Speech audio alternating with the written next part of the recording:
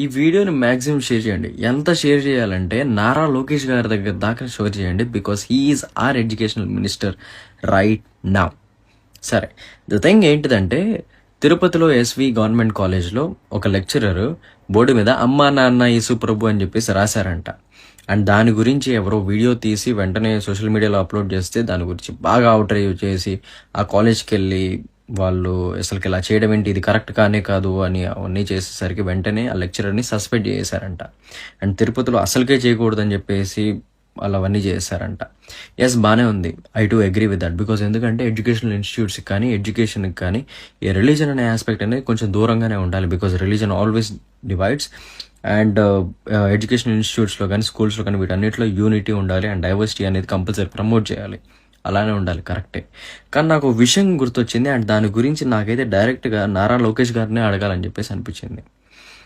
ఏంటిదంటే నా 10th క్లాస్లో నేను ఎప్పుడు 2018లో నేను పాస్ అవుట్ అయ్యాను. యాక్చువల్లీ నా 10th క్లాస్లో నాకు తెలుగులో రామాయణం ఎందుకు పెట్టారండి నాకు అర్థం కావట్లేదు. అది ఫోర్స్ఫుల్ కన్వర్షన్ కాదా? ఆవిడ ఇప్పుడు ఏదైతే చేసిందో అమ్మా నాన్న యేసు ప్రభు అని రాసింది ఏదైతే ఉందో అది కన్వర్షన్ అయితే, ఇప్పుడు రామాయణం నాకు 10th క్లాస్లో రామాయణం పెట్టడం అనేది అది కంపల్సరీ ఫోర్స్ఫుల్ కన్వర్జనే. బికాజ్ ఎందుకంటే సచ్చినట్టు మేము కంపల్సరీ చదవాల్సిందే. అండ్ దాని గురించి మేము ఎగ్జామ్లు రాయాల్సిందే. లేకపోతే మాకు మార్కులు రావు, లేకపోతే మేము పాస్ అవ్వము. అది కన్వర్జన్ కాదా? నా పాయింట్ అయితే చాలా అంటే చాలా సింపుల్. ఏంటంటే ఆవిడ చేసింది ఏదైతే ఉందో అబ్సల్యూట్లీ రాంగ్. మరి మీరు చేసేది ఏంటిది? మీరు చేస్తున్నది ఏంటిది? If at all I'm not wrong, I'm like ఇంకా అది అలానే ఉన్నట్టుందిగా.